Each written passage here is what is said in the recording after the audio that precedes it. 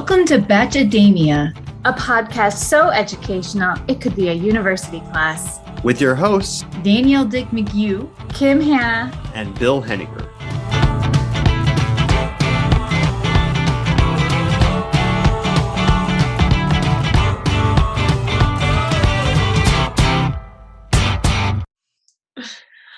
Hi everyone, and welcome to Batchademia. This is Danielle and Kim. We are having a fun night of technical shenanigans. We have both given up on CFU internet and are using our phones for Zoom. So if like my phone falls over while we're filming, hey, that's how life goes. It's fun, it's entertaining, it's live recorded TV podcast life.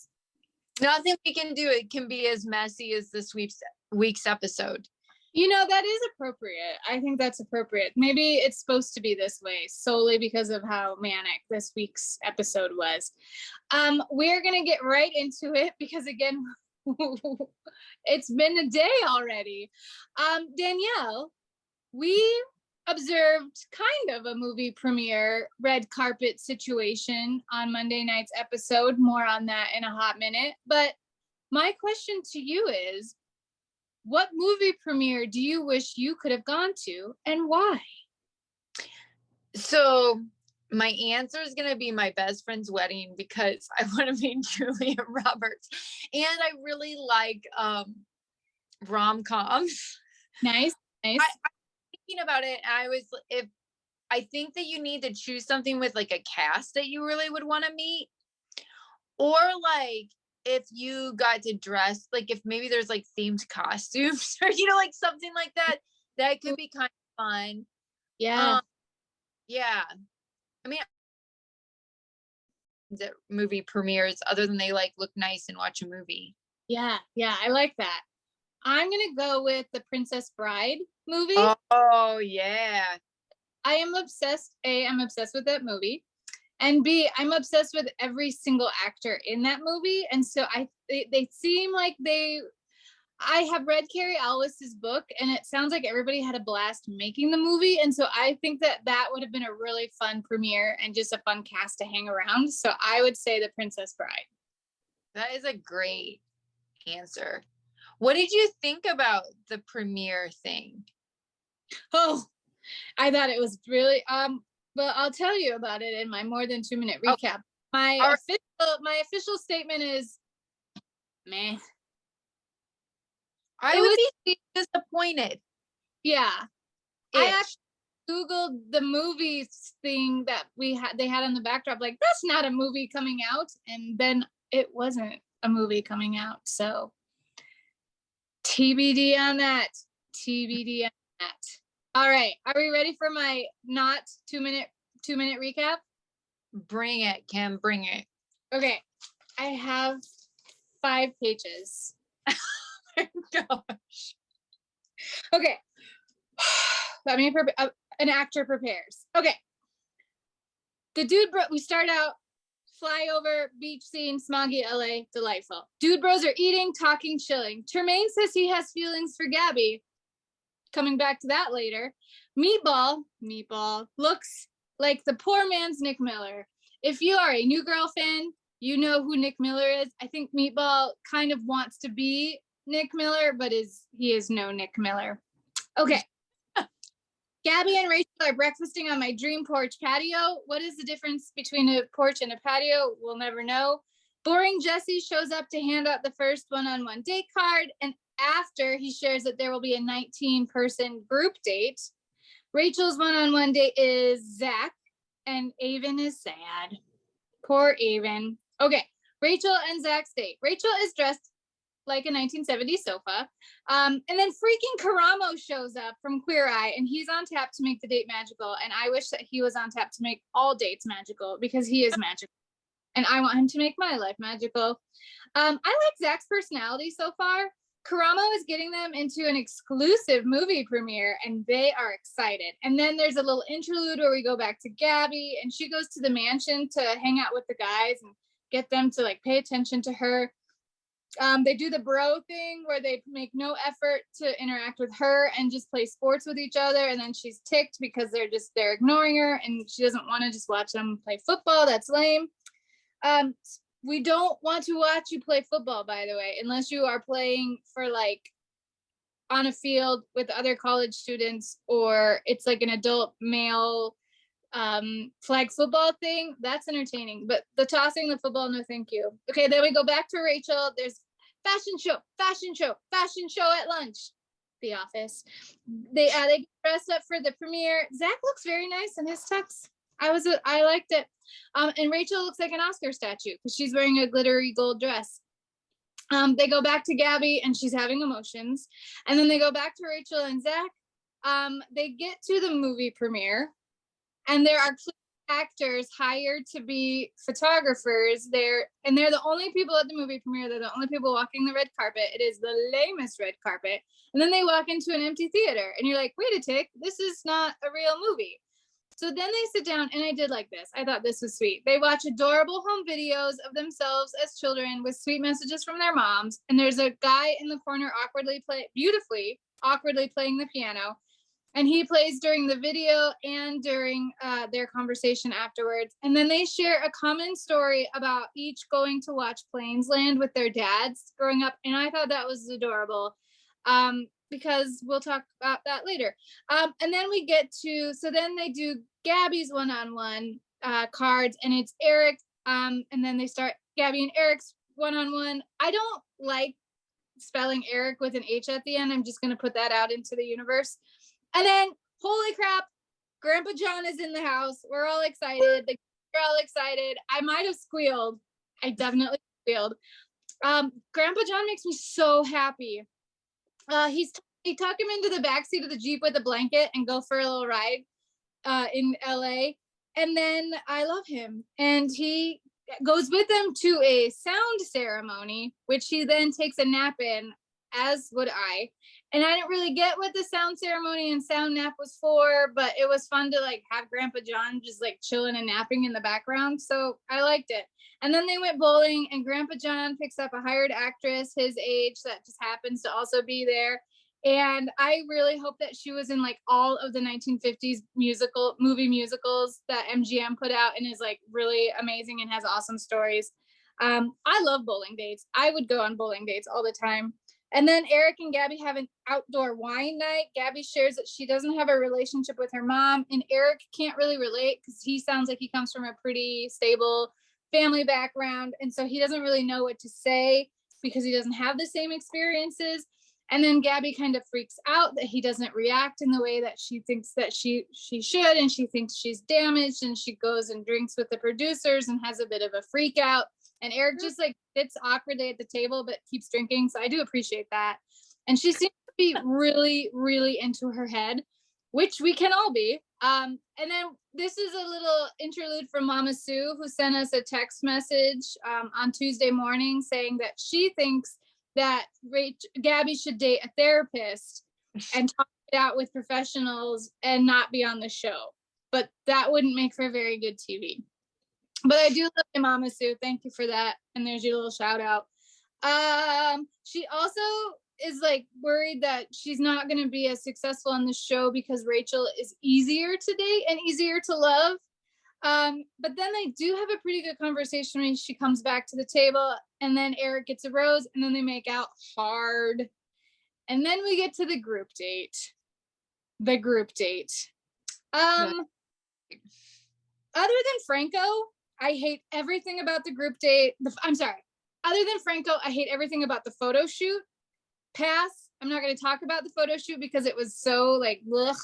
But I do really like Nate. I like Nate, and he came out solid. And there were more black squares because they keep putting these guys in costumes that don't fit them. And way to go, ABC censors.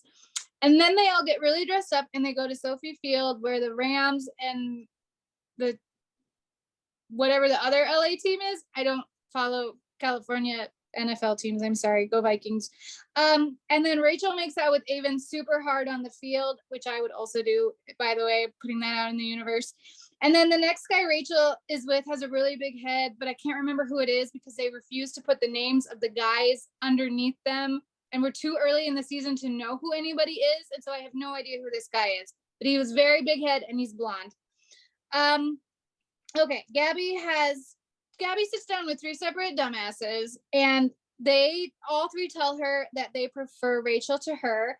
Tyler did it in a pretty good way, letting her know that he has feelings for Rachel and he will be pursuing Rachel. Jacob did it very poorly, and Hayden just sucks. He told Gabby she was rough around the edges, which is something every girl wants to hear. And Gabby kind of has a freak out after that, which I don't blame her. She's pretty upset. Rachel is living her best life with all the guys hanging out with her until she finds out what Gabby's been experiencing. They all get back together. Rachel gives her great group date to Avon, and then Gabby does not give her rose out. So Rachel and Gabby go back behind the scenes, and Rachel finds out what's going on, and they're both pissed. And then it's like female power, girls sticking together, sisters are doing it for themselves. And then they talk about how Hayden and Jacob really seem like they want to be the ones in control and tell the girls that they're rejecting them and that they have that power. And then I have another side note, because this is what I do. What's the name of the guy that looks like grocery store Joe Jr.? That's Hayden. That's who? Hayden. That's Hayden? Oh, whoops, sorry, Hayden. Grocery store Jr. I don't like you. And then we get to the cocktail party, and boring Jesse comes in and says, no cocktail party, changing things up. Rachel and Gabby are doing separate rose ceremonies, which I absolutely called last week. Thank you. I'd like my royalties. And I am looking forward to the mid-season trade shenanigans if that happens. Can't wait.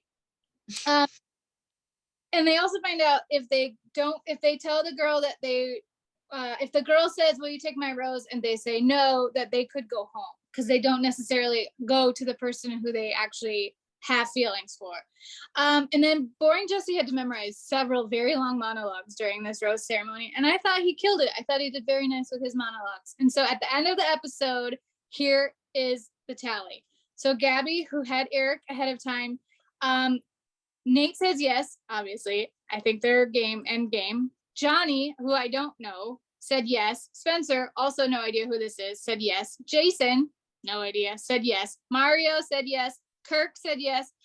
I don't like Kirk, but that's okay. Quincy said yes, and Michael said yes. So everybody said yes to Gabby in the rose ceremony, even though she was treated very poorly by those guys earlier in private. Rachel already had roses with Zach and Aaron, and then Tino, who I think is delicious, was her first one. He said yes. Logan said yes. Termaine, who said at the beginning of the episode that he liked Gabby, he said no, so he went back to the risers. Alec said no, so she got 2 no's in a row, which sucks. Tyler said yes. Ethan, oh my gosh, I think Ethan is adorable. Ethan said yes. Jordan said yes. Meatball said no. Really? And then Hayden, she gave her last one to Hayden, which sucks, but whatever. Makes the producers are probably like, hey, Hayden, give it to Hayden. Jacob was never offered a rose by either lady, so he was never going to make it through the next round. And then at the very end, Meatball might be back in the game. And the end is my way more than 2-minute recap of episode 3. Woohoo! It was a wild episode. It was. There was a lot. Yeah, a lot went down. I have to say, I do not think that this season is boring. I think it's an entertaining season thus far. Yeah. Which is great, because I felt like Clayton's season was kind of boring. And then he was a jerk. So it's like boring, and then wow, he's a jerk face. Yeah. Well, and with there were like 3 girls that dominated so much of the airtime that even if he was an interesting person, we'll never know, because he was barely on his own season until the very end. And then when he was, it wasn't a positive experience. So, yeah. It's because with the 2 women, in some ways, the focus tends to be around sort of the bachelorettes negotiating things with each other, And as a result, it sort of feels like there's less villains so far. Yep. Which is kind of nice. I mean, yeah, I think a good Victoria, Queen V. I think that they will start coming out next week. I think, well, we kind of had, I think Hayden's going to end up being a bit of a villain. Mm-hmm. And I think there's a sleeper in Gabby's group. I really hope it's not Nate. I really hope Nate doesn't end up being a bad guy. Me too. I really, really like Nate a lot. It's going to be tough. It's going to be tough. Okay. I want to do a quick check real quick.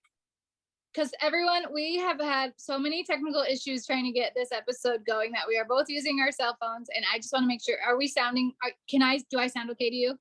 Yep. Okay, perfect. And if my phone flips over, because it's like on my laptop, we'll just laugh and keep going. So content one, my Grandpa John, that's it. I just want to talk about how amazing Grandpa John is for the rest of the episode. No. But I love their relationship together. I love how much he loves her and how much she loves him. And I think the guys were kind of surprised that they're meeting him on episode 3, but you can tell that he's such an important part of her life that I think that it's important for him. Plus, I mean, he's a crowd favorite. Everybody loves Grandpa John. So they need to have him on as much as possible this episode or this season. But also I loved that Zach and Rachel, I haven't called her Barb once this episode. I would like to get credit for that. Zach and Rachel both had similar stories about watching Plains Land, and we talked about it at our watch party. If we had any memories like that, and there were some interesting shares about, listening to McDonald's orders with their dad through a radio station, which I need to find out how that works because I would love that. And then Elaine and our group also used to watch Plains Land with her dad. And we didn't live near an airport, but my dad loves trains to the point that he has a channel on their cable that is just trains, and he'll just be watching trains on going through different mountain ranges and stuff.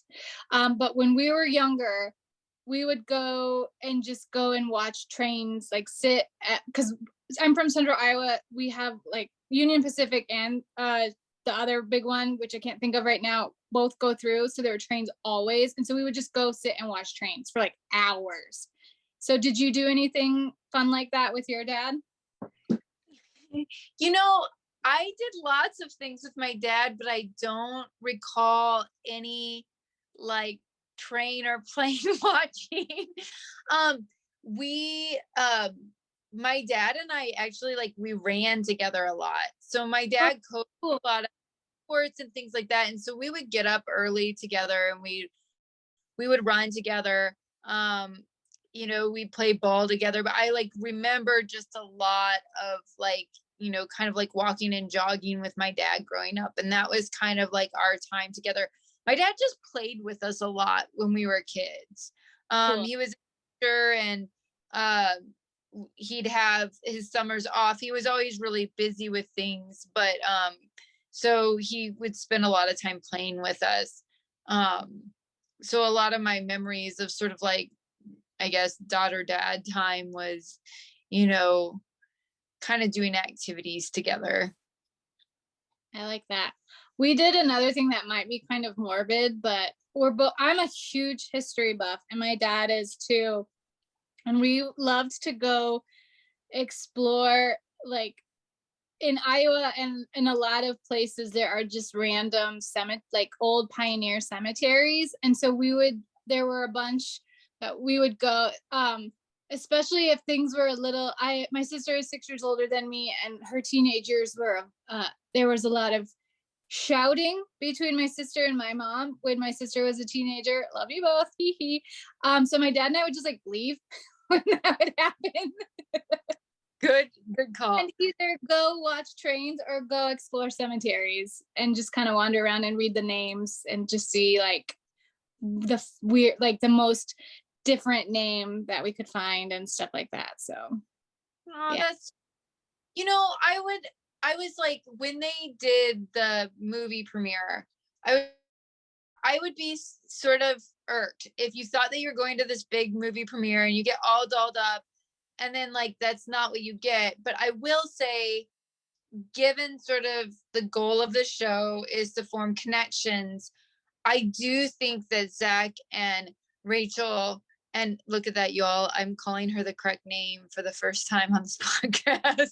I think that they had a chance to develop emotionally in ways that they wouldn't have if they were just watching a movie, together. And so I really did like that aspect of it. Did you think that the two of them had good physical chemistry? No. I really did. Said that they did, but like I didn't, maybe we just didn't see it, but I felt like while they kind of connected and had this emotional experience together, I wasn't feeling the heat. I did appreciate, like, sometimes when the guys have to do pedicures and stuff, they like freak out and pull the, oh my gosh, you're touching me. I didn't even realize that they were getting pedicures at first when they were talking to Karamo, because they were just so, like, Zach was just so chill with it, and just like all of a sudden I saw like a head and that near his feet, and that his feet were in a bucket, and it was like either they edited it out because we're tired of seeing that, or he, men listeners to this podcast, get pedicures please, because they are delightful. And I'm going to generalize, but a lot of gentlemen that I know, your feet are nasty, and you I love it. yes. Well, Okay. I love random dad and grandpa's activities. What did you think about Nate? He was sort of like, you could tell that him being the first one-on-one with Gabby was sort of like, ooh, this is hard. Like we had a connection and now I have to watch her go out with someone else. And he gets to meet a relative.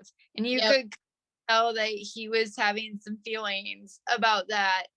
I have noticed that in recent seasons, it seems more like they've done more of those where like, it's not, what was it, Brendan on Michelle's season? Remember the hot tub date? That was before families. So like they had a few of those, but like I don't know that it's necessarily an indication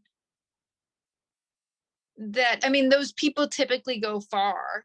Yeah. But it's not necessarily who they choose.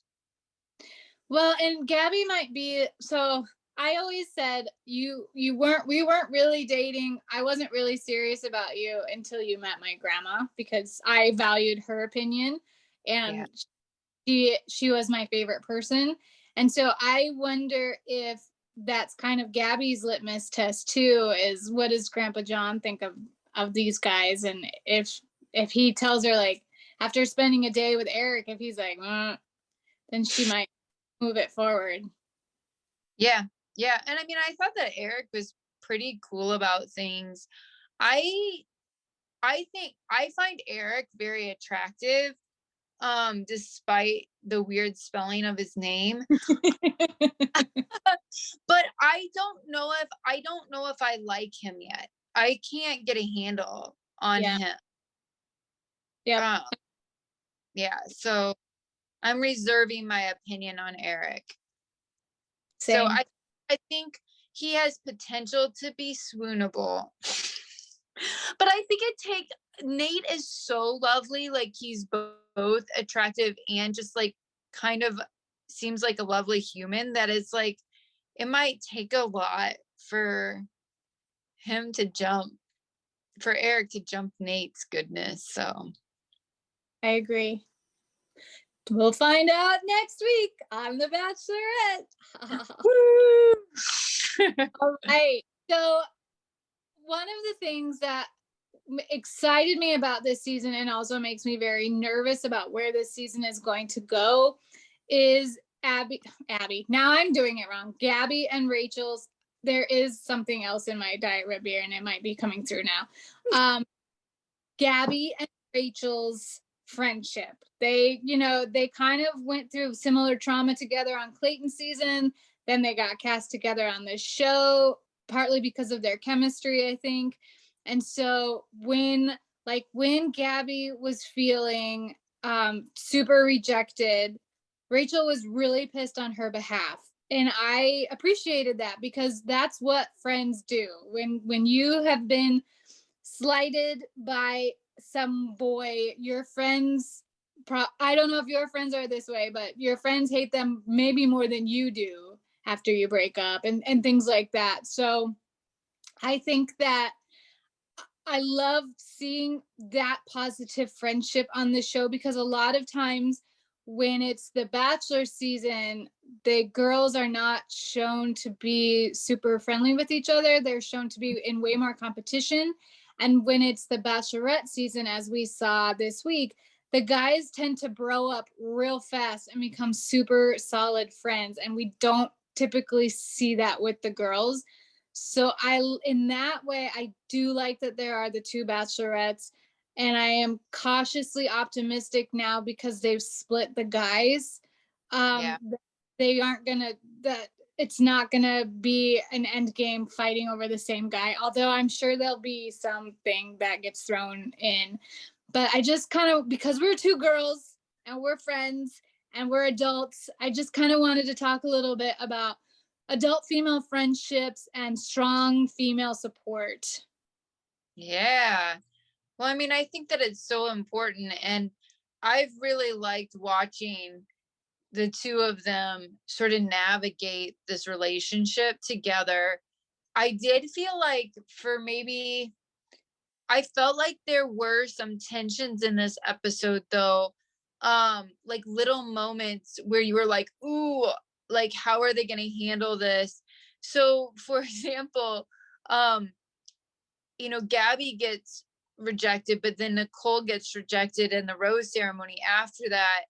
And you could kind of see, Nicole's like, I'm so upset. And I think Gabby was like, yeah, like this is what just happened to me.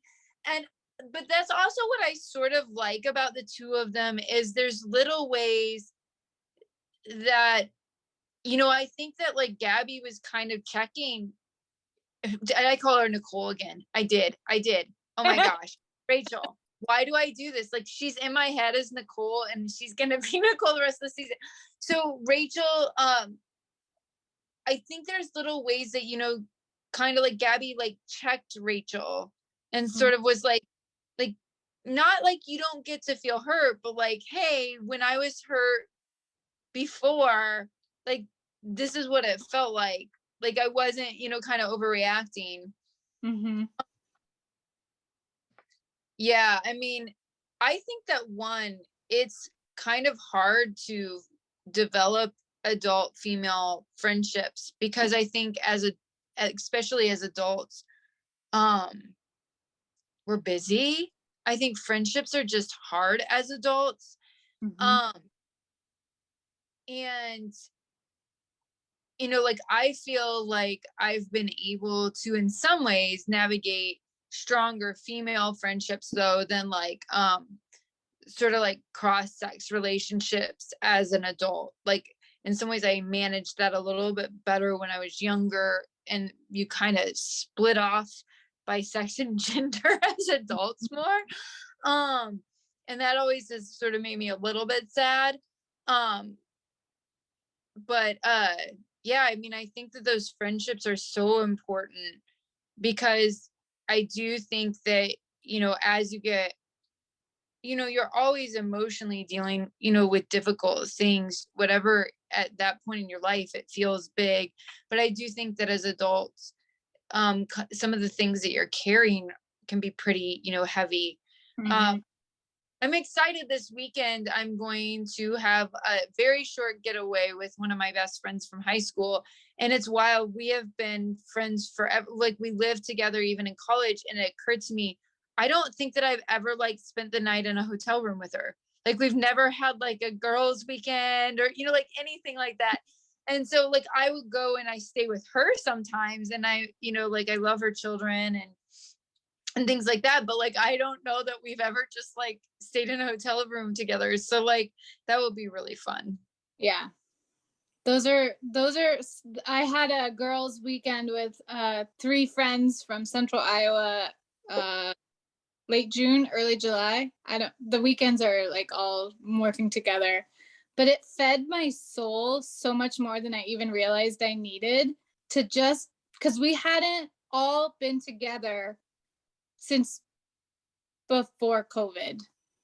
We had 2 attempts during 2020, and each time one of them got COVID the first time we attempted it, and then the other one got COVID, another one got COVID the second time we attempted it, and then we're like, we're not risking it.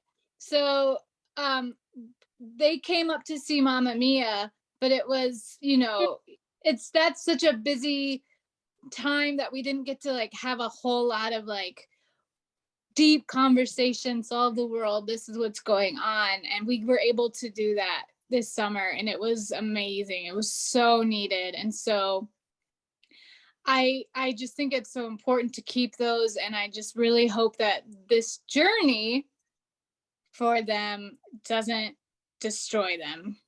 Absolutely.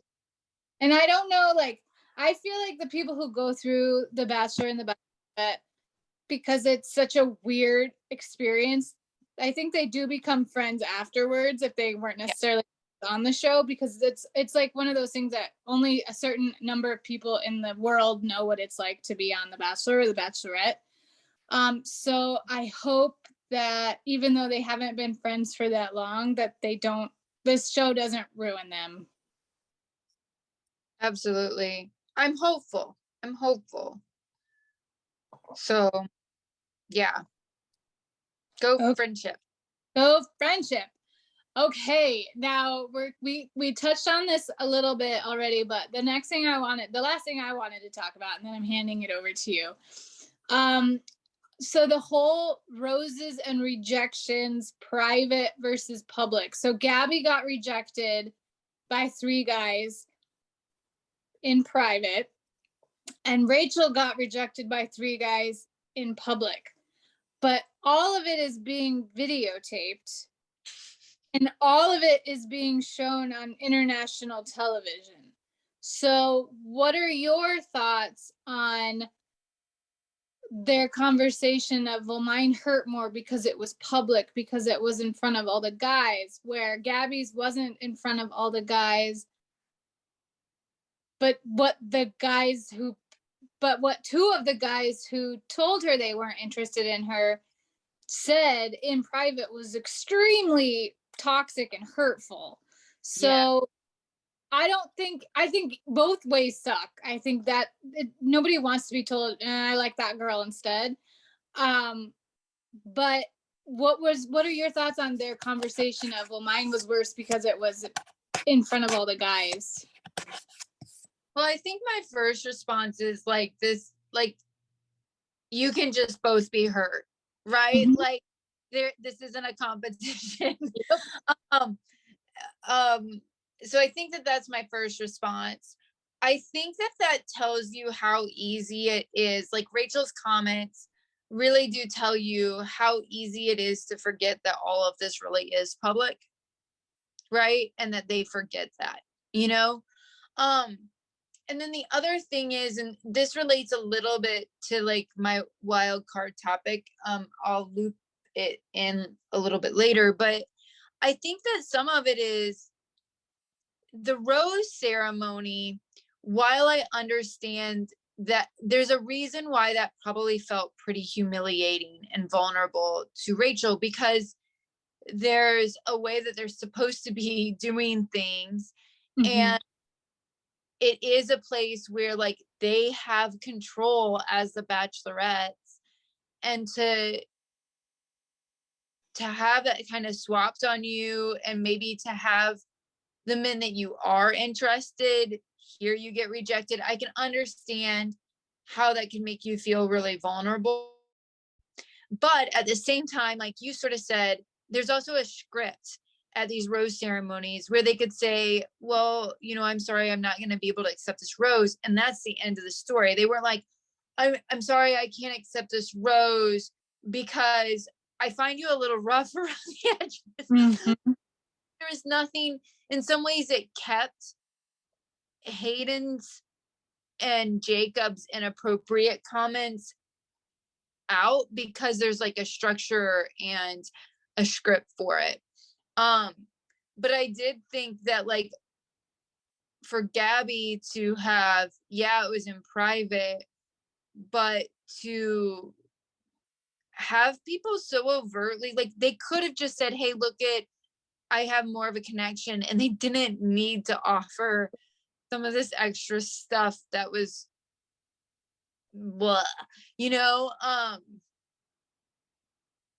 Yep. but then they did, and she had to sort of like navigate that by herself without sort of the structure of the rose ceremony to aid her. And then, like, in some ways, like, too, that wasn't even prompted. At least it was prompted where they were forced into a decision.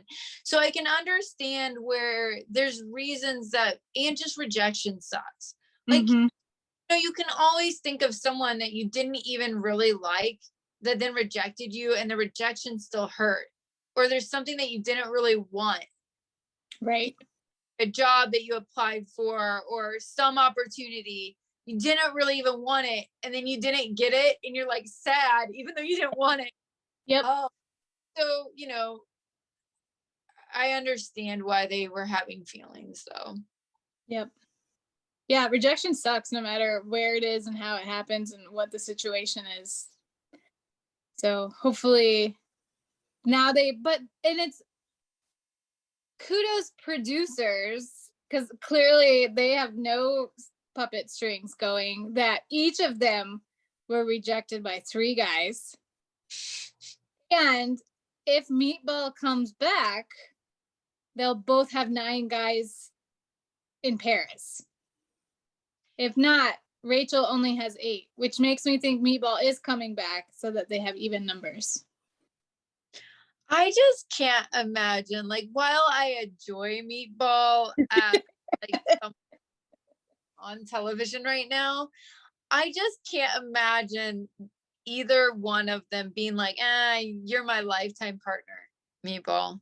His name is Meatball. That's puppy. An adorable puppy. Yeah. What is it? Do we know? What's that? His real name? Yeah. It's a normal name. Okay. I don't remember now. Okay. Because he's just Meatball. He's But also, that's the other thing. Like, one way that you can tell that they're not, like, if they were truly interested in him, they would call him by his real name. Like, Yep.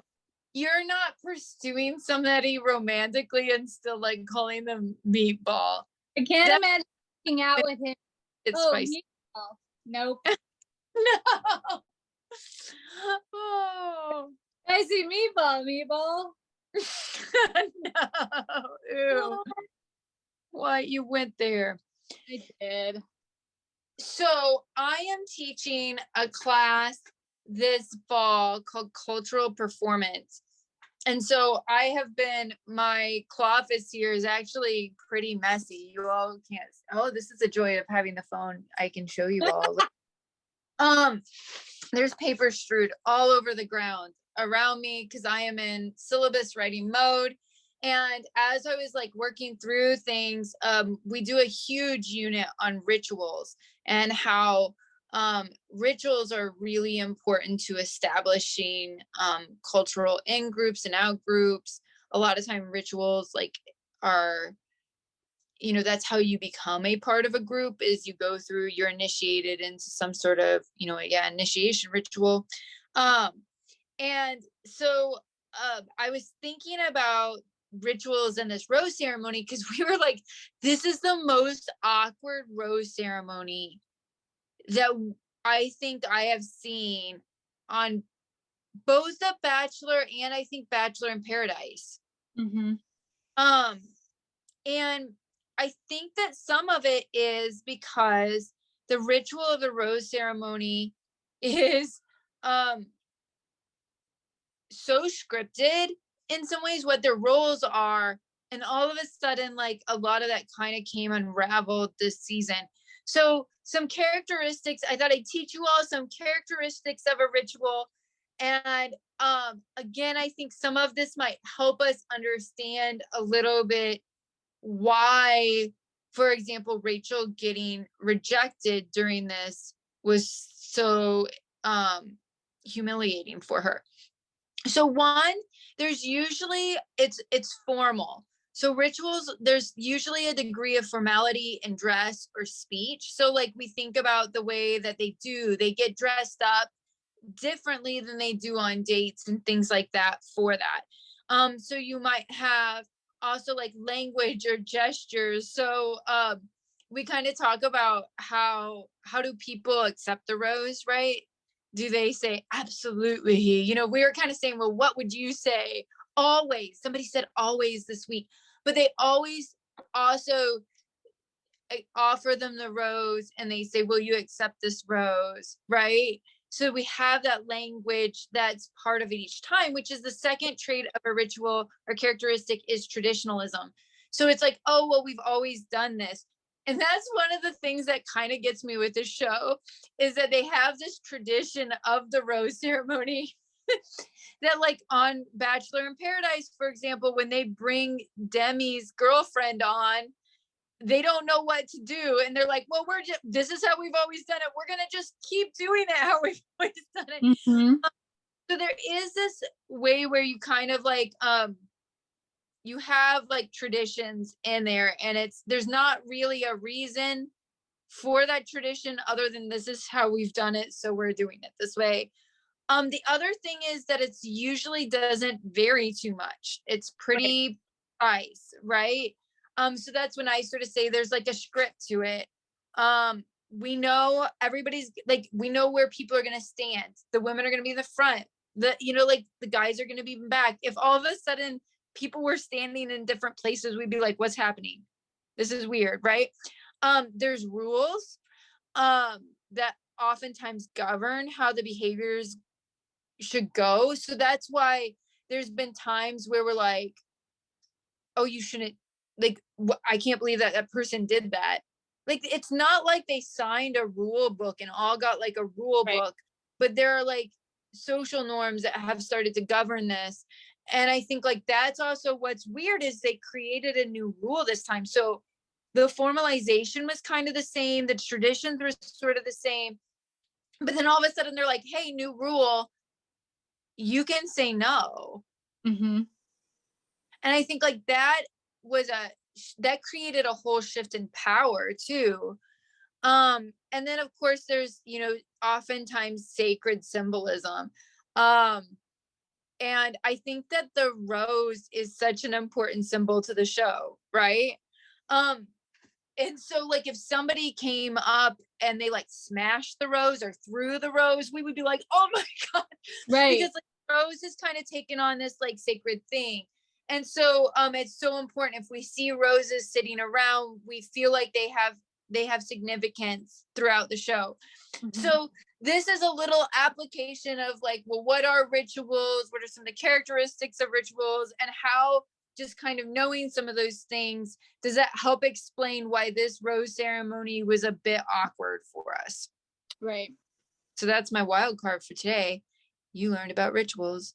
I feel like I just took one of your lectures and I have to say, Professor McHugh, Doctor, what do your students call you, Danielle? Danielle. I feel so educated now. Thank you so much. You bet. I'll give you a quiz next time I see you. I hate quizzes. Please don't. Write them. Students don't like to take them. I don't like to write them. So we're going to explore learning in a different way. Support that. Okay. Whew. We're so close to the end. And I'm not going to say it until we're done because I don't want to jinx anything. Lessons learned. My lesson that I learned this week is that I learned what a sound ceremony is, and I hope to never experience one ever again. I still have questions about the sound ceremony. Like I feel like I was so into Grandpa John that I maybe missed what the purpose of the rose ceremony is. I think the purpose was for them to be in a yurt with a sound with a sing bowl, and then Grandpa John to get a nap. That seems to me what the purpose was. Well, to go back to my ritual lesson, I think that ceremonies and rituals that you should be transformed in some sort of a way at the end, and I don't know that they were. No, I don't improve their bowling game either. Yeah. So I think these are, if you have cool family members, it's pretty awesome. You need to have cool friends, and getting rejected sucks. Yes. Agreed. Those are my deep thoughts for today. They were so deep. I support them. So we did it. And we got through it. 0, hopefully. I guess we'll find out when Bill puts it together for the internets, but maybe 0 technical difficulties the third attempt. I don't know where it's sending the recording. So as long as we can retrieve the recording, I think we're good. I think we're good. All right. Thanks, everybody. Have a great week. We'll see you well, you won't see me, but you'll see Bill and Danielle next week for episode 4 recap. And we're going to Paris. Woohoo! I love Paris. Awesome. Woohoo! Bye. Yeah.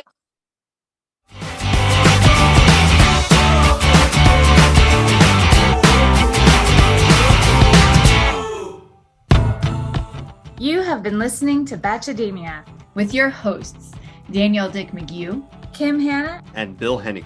All thoughts and opinions expressed on the show are solely those of the person who spoke them. If you enjoyed the show, please subscribe to the show, leaving a 5-star rating and review wherever you listen to your podcast. Also, please share with your family, friends, colleagues, and other ardent Bachelor fans. If you have comments or questions you would like us to address on the show, you can email us at batchademia@gmail.com.